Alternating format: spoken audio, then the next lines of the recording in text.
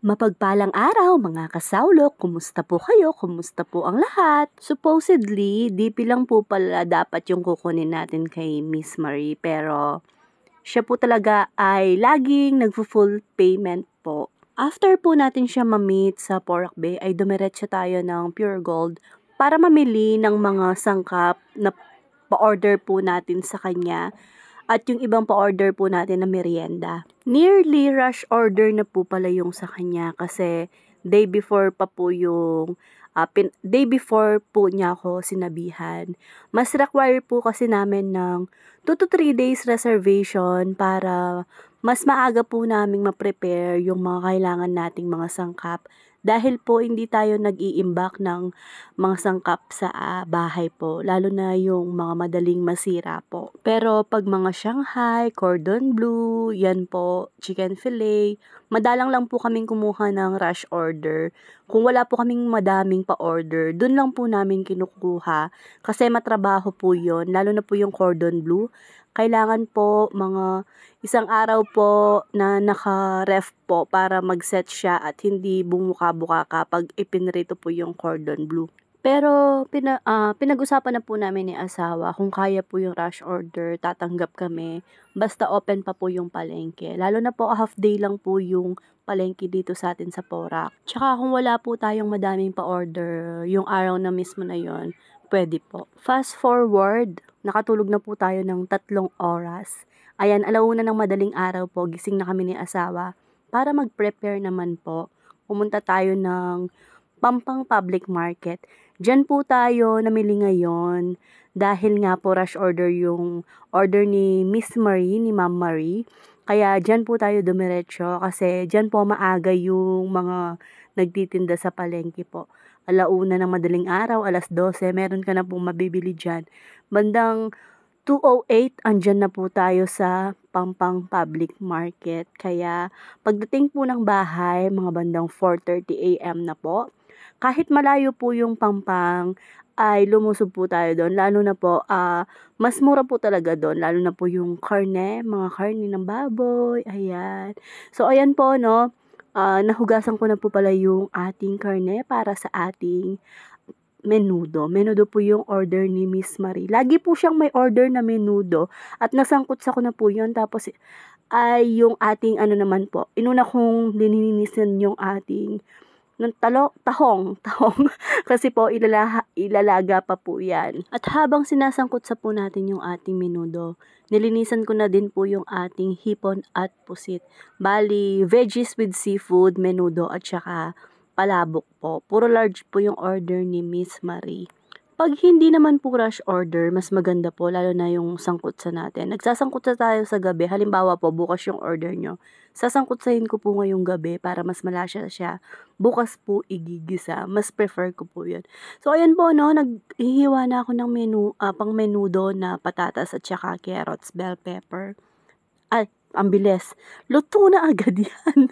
'Di ba? Hindi man lang napakita kung paano siya linuto. Hindi ko na po na-videohan dahil may mga video na po tayo na nagluluto tayo ng menudo. So, ayan, large tray po ng menudo yan at 5 tab ng 500 ml na menudo. At in-order po yan. Naka-order na po yung 500 ml na menudo. Hindi ko na po pinost yun kasi pag may mga nagtatanong po sa akin na kung may ulam, ayun po, ibinibigay ko po sa kanila. At gusto naman nila, ino-order po agad. So, ayun, nagluluto na po pala ako ng ating veggies with seafood at luto na din po yan. Nilagay ko na din siya sa large tray din po. At nakapasobra po tayo ng 4 na 750 ml naman po yan. For 150 pesos, meron na siyang 2 hipon na malalaki at pusit, meron din po siyang tahong. So, ayan, luto na din po yung ating pansit palabok at i-deliver na po yan ni asawa. Bale, meet up po pala yung ginagawa natin pag magpipick up si Miss Marie. Diyan po sa Porac Bay. Grabe, 4 years, mag-4 years na po natin siyang suki at taga Manibawg pa po siya at sa atin pa po siya umo-order. Yun lang po ay malaking blessing na from Lord our God. Yung usapan po pala namin nung nagpa-book siya is 10 a.m. sana. Kaso humingi pa po ako ng time sa kanya kung pwedeng 11 kasi nga po baka magahol tayo sa oras. Ang iniisip ko po kasi baka hindi tayo makapamalengke sa Pangpang at sa Porac po tayo makapunta. Kaya yun po yung hiningi kong time sa kanya. Pero praise all to God po, before 10 po nakaalis dito si asawa. So, ayan, all goods. After po niya, habang ano po si asawa, abang nagde-deliver po siya, na-deliver na rin po yung mga shorts order na nakatab, ay nailuto ko na din po yung pa-order natin na merienda na lumpiang sariwa po at nailuto ko na din po yung sauce niyan. Pakit muna tayo, pause. So, ayan po, syempre kahit pagod tayo, dapat good vibes lang para hindi tayo tatanda yung itsura. Tatanda yung katawan natin pero hindi, pause. Hindi yung itsura natin. Ayan po, nagbabalot na po pala ako ng ating lumpiang sariwa. Napalamig na ko na po yan bago natin ibalot sa ating wrapper dahil masisira po yung wrapper natin pag binalot po natin yan ng mainit-init pa. At may pasobra po tayong gulay. Yung ginawa ko po doon ay ginawa ko pong lumpiang titil-til aslam. Ayan, bagyada ka pangandeng kaya katamong siping bale. Ginising ko po pala si asawa kasi nagpa-idlip siya, nagpagawa ako ng suka. Mas masarap po siyang gumawa ng suka kesa sa akin. At ayan po, dyan sa piping bag ko na po pala nilalagay yung ating dressing para walang masayang po. Kasi pumapakat dun sa squish bottle po pag ang dami pong naiiwan na dressing doon. So, ayan, yan po yung first batch ng ating chicken hotdog overload. Yan na lang po yung naipakita ko dahil sobrang nagagahol na po kami sa oras. Yung mga iba pong dineliveran natin, naghingi na po ako ng pasensya na malilate po tayo ng konti. Kasi nga po, ayun po, hindi po natin natansya yung oras natin. At si asawa po pala ay nag-deliver na ng iba na malapit dito. Tapos yung sa Paroba at saka sa Mauli po ay sumama na ako para mabilis na po yung galawan po at mabilis na po yung pagbibigay.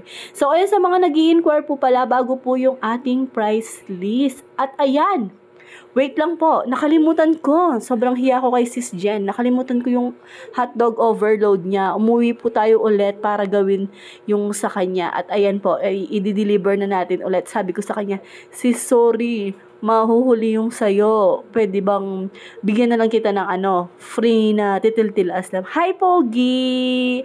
Ayan, binigyan ko na lang po siya ng free na titil-til aslam kasi po nahiya ako dahil nahuli po yung order niya. At bumalik po tayo kay Ate Lorna kasi binigyan niya tayo ng gulay po from Baguio. So, ayan po mga kasaulo. Thank you, Ate Lo. At dito ko na po tatapusin ang ating video. Hanggang sa susunod. God bless us all po. Bye!